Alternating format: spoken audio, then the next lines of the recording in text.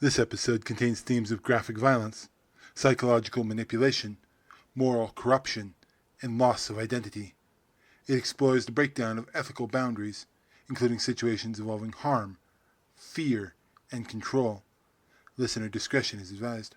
There is a version of every person that exists just beneath the surface, quiet and contained, waiting without ever demanding to be seen.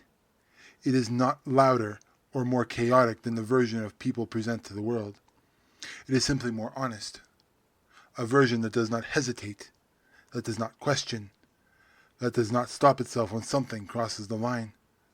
Most people never meet that version, not because it does not exist, but because something holds it back long enough for it to remain hidden.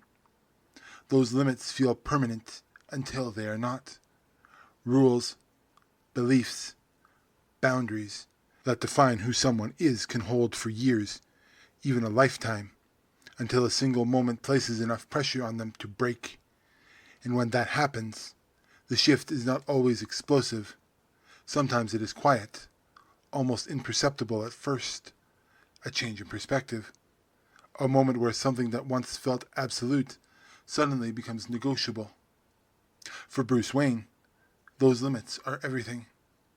They are not suggestions or guidelines. They are the structure that allows him to exist as something more than what he fights.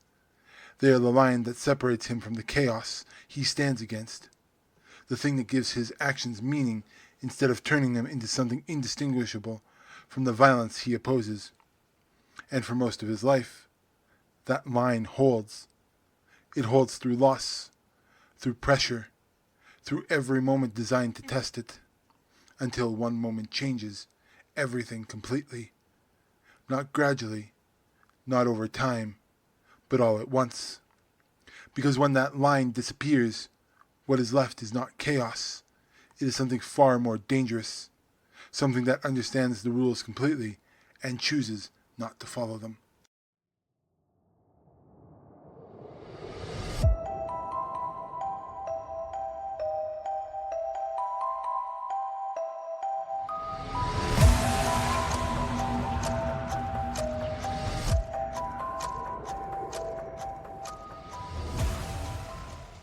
This is Revenge in Madness, where we unravel that thin line between justice and insanity. Some characters break because the world takes too much from them, and the weight becomes something they cannot carry. Others break because they lose something they cannot replace, something that leaves a space that never closes. And then there are those who break for a different reason entirely. Some break because they stop holding themselves back, not because they are forced to, not because they lose control in a moment of weakness, but because they choose to remove the limits that define them. That choice does not always look chaotic. It does not always feel unstable. Sometimes it looks precise, deliberate, and disturbingly clear. Today, we step into one of the most dangerous possibilities in any story. Not a villain who was always a villain, and not a hero who made a single mistake. This is something else entirely. A version of someone who understands exactly what they are doing at every step and continues anyway. Because the Batman who laughs is not driven by revenge. He is not searching for justice. He is proving something. That the line between hero and monster is thinner than anyone wants to believe. And that under the right conditions, that line does not just blur, it disappears. Let's begin. Bruce Wayne is defined by control, not as an abstract concept, but as a necessity that shapes every part of his life. From the moment his parents were taken from him, everything that follows is built around a single idea. Never let that happen again. Not to himself, and not to anyone else. That loss does not fade or become distant. It remains present, informing every decision he makes. That moment becomes the foundation of everything he builds. It is not just the reason he becomes Batman. It is the reason he creates structure in a world that once felt completely random and uncontrollable. He does not act out of revenge. He acts out of a need to impose order, to ensure that chaos does not take something from someone else the way it did for him. And that structure depends entirely on restraint. The decision not to kill is a moral suggestion. It is the core principle that keeps everything else intact. It is the line that separates him from the people he fights, the boundary that ensures he does not become something indistinguishable from them. That balance is what also allows him to exist as both a person and a symbol. But it is also fragile, because it depends on one belief holding true above all else.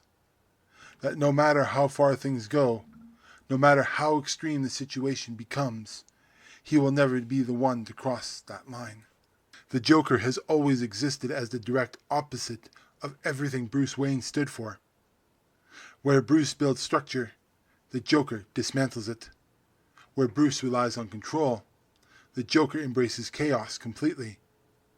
That dynamic creates a balance that defines both of them, a constant tension that never fully resolves.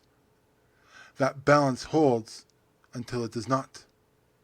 The moment that creates the Batman Who Laughs is not just about violence. It is about inevitability. Bruce finally does the one thing he's always refused to do, crossing that one line that would define him. He kills the Joker, and for a brief moment, it feels like something has been resolved. But that moment was never meant to be the end. The Joker's final act is not one of defeat, but one of design. The toxin released in that moment is not just a weapon. It is a transformation that begins immediately and cannot be reversed. It does not take control all at once. It changes how Bruce sees the world. What it removes is hesitation. What it replaces it with is clarity. A version of reality where the rules no longer apply, where the line between right and wrong is not just blurred, it is erased entirely. And in that space, justification is no longer necessary, because there is nothing left to question. This is not a descent into madness in the way people expect. There is no confusion, no loss of awareness, no moment where he does not understand what he is becoming. The Batman Who Laughs is fully aware at every stage, and that awareness is what makes him different from anything that came before him. He does not lose control. He refines it. Every part of Bruce Wayne that made him effective remains intact. His intelligence, his planning, his ability to anticipate and adapt are still there. The only thing that is removed is the limitation that once guided those abilities. What follows is not chaos, it is precision. Every action is calculated, every outcome anticipated, every move designed to unfold exactly as intended. Systems collapse. Systems collapse, not because they are attacked randomly, but because they are completely understood.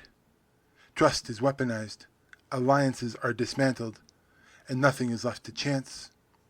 At the center of it all is a single idea, that nothing was ever stable to begin with, that given enough pressure, anyone would break. Unlike the Joker who thrives on unpredictability, the Batman Who Laughs thrives on uncertainty. He knows exactly how far he can push someone, exactly what it takes to make them cross the same line he did. The existence of the Batman Who Laughs does not just change the world around him, it changes how that world is understood. Because he is not an outsider. He is not separate from the system he breaks. He is what happens when the system fails from within. To the others, he represents something far more unsettling than a typical villain. He represents possibility. The idea that someone defined by discipline, restraint, and purpose could become something like this forces a shift in perspective that cannot easily be ignored. The damage he causes is not limited to what he does. It exists in what he represents. The erosion of certainty. The collapse of belief that some lines cannot be crossed. The realization that those lines only exist as long as people choose to follow them. And once that belief begins to fade, everything built on it becomes unstable. And that is where the impact spreads. Because now the question is not whether someone will break. It is when.